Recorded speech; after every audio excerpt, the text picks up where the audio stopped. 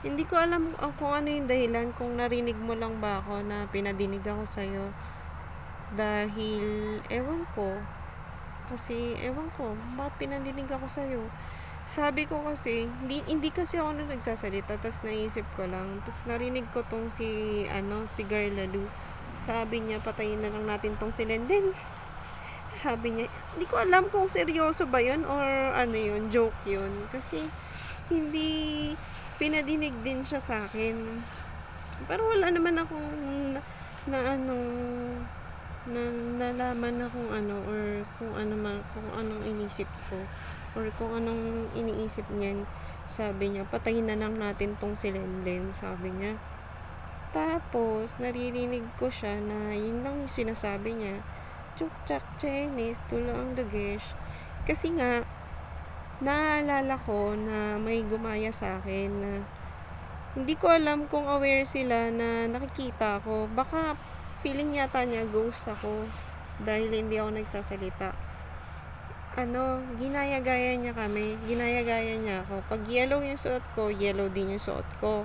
Pag yellow yung suot ko, yellow din yung suot ko. Pag naka-jacket ako, dapat naka-jacket din siya. Kapag naman, kapag lalabas ako, lalabas din siya. Ganyan. Ganun yung ginagawa niya. Kasi hindi ko alam kung ano yung ginagawa niya na yun na ginagaya-gaya niya na ganun pala yung ganun pala yung pinapagawa. So, wala akong idea or wala akong ino-observe ko lang siya.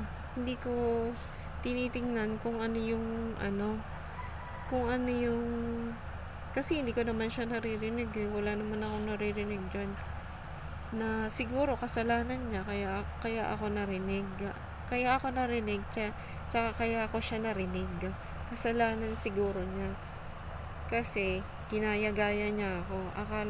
Akala nung siya kasi nga ginaya-gaya niya nga ako, nadinig siya, naririnig ako, narinig na ako. Brinodcast niya ako. May nakaalam pala ng ginagawa niya. So, yun. Pinapabantayan ko sila eh. Bantayan niya sila kasi yun yung ginawa niya. Na kung ano yung maisipan ko, gagawin niya agad. Para sa sabi niya, siya na lang. Pero ang totoo, ako yung inaccess niya. Tapos, ako yung sinasaktan niya. Pinapapatay niya na pala ako.